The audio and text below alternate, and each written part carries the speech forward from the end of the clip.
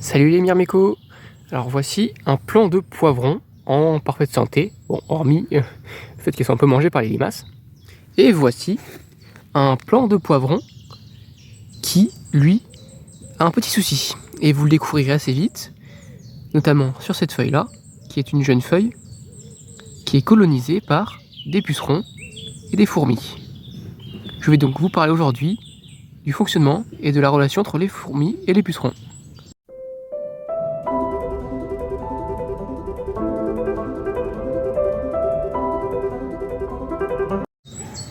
Déjà, comme vous pouvez l'observer, sur cette feuille-ci, ce sont des formicas qui élèvent ces pucerons et qui récupèrent le pseudomiella des pucerons.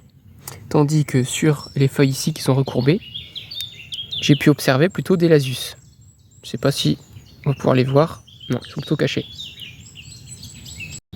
Alors, comment les fourmis font pour récupérer ce pseudomiella? Alors, en fait, vous pourrez observer quand vous trouvez des pucerons et des fourmis qui sont dessus, vous verrez que les fourmis, les ouvrières, tapotent, disons, les pucerons avec leurs antennes.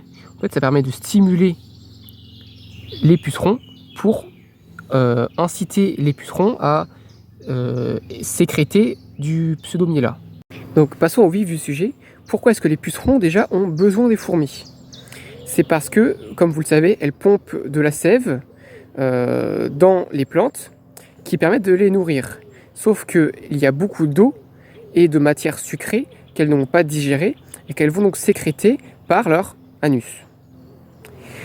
Sauf que quand il y a trop de sécrétion, ça va former une petite bulle collante qui va être nuisible en fait pour les pucerons. Et donc depuis environ 50 millions d'années, disons qu'une forme de symbiose s'est développée entre les fourmis et les pucerons, où les fourmis vont récupérer ce miel-là qu'ont sécrété les pucerons, qui va nourrir en partie les fourmis. C'est pas forcément suffisant pour leur alimentation équilibrée, mais qui en tout cas va être nécessaire aux pucerons. On appelle cela une trophobiose. C'est donc une forme de symbiose qui permet de nourrir les fourmis. Pour autant, ce n'est pas une symbiose concrète au sens strict, et ça reste en fait une relation de mutualisme, mais non pas une relation de symbiose. Pourquoi? Parce que les conséquences positives pour les fourmis ne sont pas égales aux conséquences positives pour les pucerons. Et là, on le sait par leur mode de vie, parce qu'en fait, les pucerons sont prisonnières des fourmis. En fait, les fourmis, au cours de l'évolution, ont mis en place ce qu'on pourrait dire comme les premiers élevages, bien avant les humains, il y a plus de 50 millions d'années, au cours de l'évolution.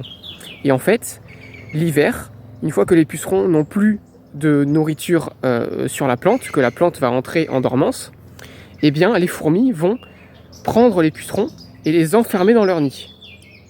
Ça va permettre, certes, aux pucerons de survivre pendant l'hiver, mais en réalité, ils ne sont pas réellement libres de leurs actions. Et ensuite, au printemps et en été, vous verrez des pucerons avec des ailes. Ce sont donc des pucerons qui pourraient aller s'accoupler avec d'autres pucerons. Mais les fourmis vont leur couper leurs ailes pour les empêcher de partir et les garder comme finalement des esclaves, comme du bétail. Pour récapituler, les pucerons ne sont pas de nos meilleurs amis au potager. Pourtant, elles sont nécessaires au cycle équilibré d'un environnement, d'une forêt par exemple, parce que en ayant un effet négatif sur une plante, il va favoriser d'autres plantes et ça crée en réalité un équilibre dynamique d'un écosystème. Ça, donc, par la relation de trophobiose des pucerons vers les fourmis, ça avantage les fourmis. Et les fourmis, en contrepartie, dans une relation de mutualisme, vont protéger les pucerons, notamment des prédateurs qui sont, par exemple, les guêpes, les abeilles, même si celles-ci vont venir aussi lécher les sécrétions sucrées des pucerons. Mais notamment, elles vont les protéger des coccinelles, qui sont les principales prédatrices des pucerons et d'autres prédateurs.